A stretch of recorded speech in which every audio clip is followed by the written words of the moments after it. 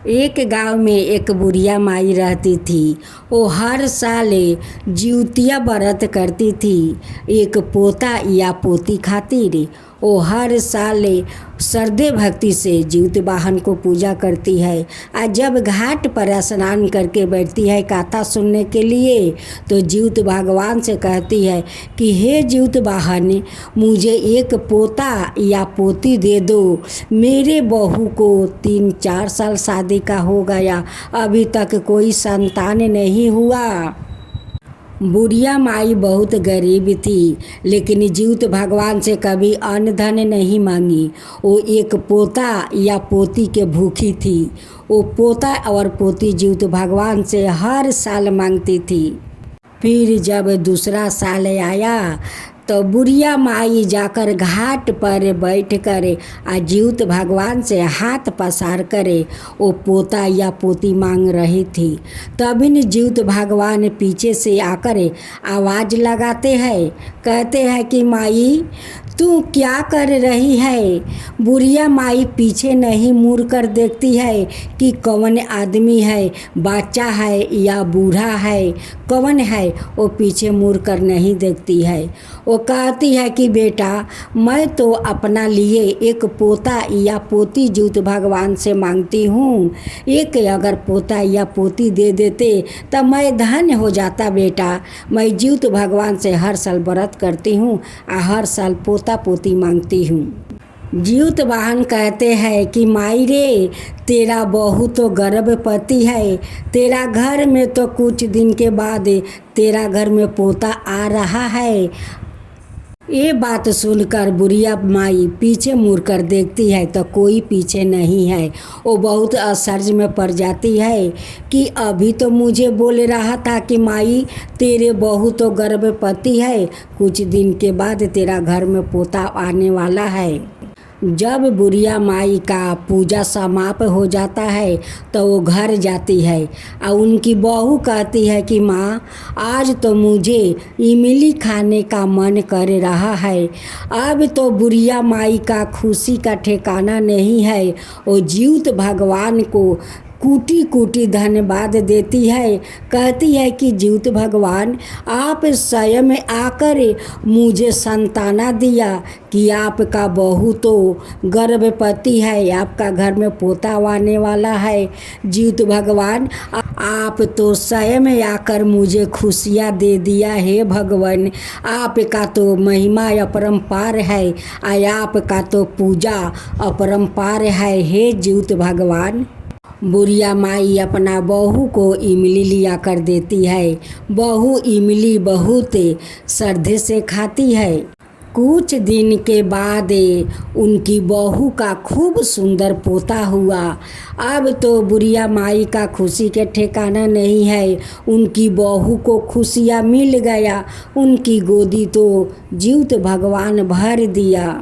बुढ़िया माई अपना बहू से कहती है कि बहू, इसी साल तू जीउत भगवान का व्रत उठा ले। देख, जीउत भगवान से मैं पोता पोती मांगी, जीउत भगवान मुझे पोता दे दिया, मेरा घर में खुशियाँ दे दिया। तू इस बार जीउत भगवान के व्रत उठा ले। बहू कहती है कि माँ, मैं इस साल व्रत नहीं उठाऊंगी, मैं अगले साल व्रत उठाऊंगी।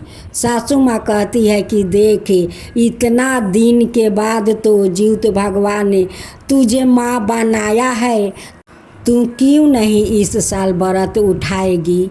बोल, बताओ क्या बात है कि इस साल तू जीउत भगवान का व्रत नहीं उठाएगी। कहती है कि माँ, इस साल मेरा मन नहीं है, मैं अगले साल जीउत भगवान को व्रत उठा लूँगी। फिर देखते देखते फिर दूसरा जीउत व्रत आ गया। फिर उनकी सासू माँ कहती है कि बहू, इस बार तो तू व्रत उठा ले, आगे बार नहीं उठाई, इस बार तो उठा ले। कहती है कि नहीं माँ, मैं अगले साल उठाऊंगी। बहू का बात सुन सुन कर जीउत भगवान भी क्रोध हो गए। एक दिन उनकी बच्चे बाहर में खेल रहे थे। उसी समय जीउत भगवान एक नाग का रूप लेते हैं, आया कर उनकी बच्चा को निगल जाते हैं। जब सास बहू घर से बाहर निकलती है तो देखती है कि बच्चा तो नहीं है, और बच्चा को खोजा खोजी लगा देती है, रोना पीटना लगा देती है। कहती है कि मेरा पोता कहाँ गया। बहू कहती है कि मेरा बेटा कहाँ गया। लेकिन किसी को पता नहीं है कि जीवित भगवान तो क्रोध हो गए थे उनकी बहू पर, और नाग के रूप में आकर उनकी बच्चा को निगल गए थे। सासू माँ बहू को अब दोष देने लगती है। कहती है कि तेरे कारण आज मेरा पोता अदृश्य हो गया है। आज तू व्रत करती जीवित भगवान को तो तेरा बेटा अदृश्य नहीं होता, मेरा पोता भी अदृश्य नहीं होता। तेरे कारण ये सब हो गया है। मैं बार बार तुझे कहती हूँ कि बहू इस बार उठा ले, इस बार उठा ले, और तू कहती है कि अगले बार करूँगी, अगले बार करूँगी। तो देखे मेरा पोता तो खो गया। अब बहू तो जीवित भगवान से कहती है कि हे जीवित भगवान, मेरा पुत्रा को लौटा दीजिए। इस बार आपको श्रद्धा भक्ति से पूजा करूँगी, श्रद्धा भक्ति से करूँगी। मेरा गोद सुन मत कीजिए हे जीवित भगवान। आप तो जीव देते हैं, जीव तो लेते नहीं है। मेरे बेटा अदृश्य हो गया है, हे जीवित भगवान मेरे गोद में लौटा दीजिए। जीवित भगवान उस सासू माँ और बहू को रोते हुए देख नहीं पा रहे थे। उनकी दया आ जाता है और उनकी बहू को माफ़ कर देते हैं। जब अगले साल जीवित भगवान को व्रत आया तो बहू श्रद्धा भक्ति से जीवित भगवान को व्रत करने लगी और कहने लगी कि हे जीवित भगवान, मुझसे बहुत बड़ा भूल हो गया। आपका दिया हुआ तो मेरा ये संतान है, और मैं आपको बार बार व्रत को इनकार कर रही थी। अब मैं नहीं करूँगी। मेरे सासू माँ मुझे कितना बुझाती है कि बहू इस बार उठा लो, इस बार उठा लो। मैं नहीं उठाई, मैं अपना सासू माँ के बात नहीं सुनी, लेकिन इस बार सुनूंगी। जीवित भगवान फिर अजगर के रूप में आते हैं और उनकी बेटा को उगिल देते हैं। सासू माँ कहती है कि धन्य है हे जीवित भगवान, आप मेरे पोता को रक्षा किया, अपना अंदर रखा, मेरा पोता को नुकसान नहीं हुआ। हे जीवित भगवान, इसलिए तो आपका नाम जीवित वाहन है, और सबको जीव देते हैं, जीव लेते नहीं है। आपका तो महिमा अपरंपार है, आपका पूजा महिमा अपरंपार है।